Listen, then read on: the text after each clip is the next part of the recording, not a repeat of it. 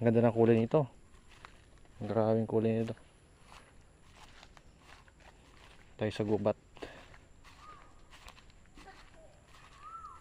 Ito.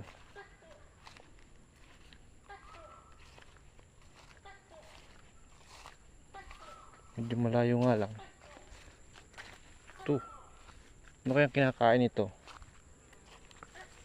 Ano kinakain kaya itong sili-sili?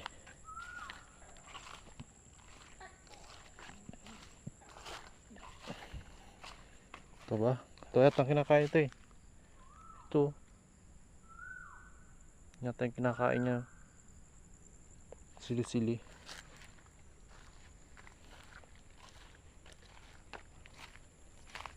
Nire-release natin.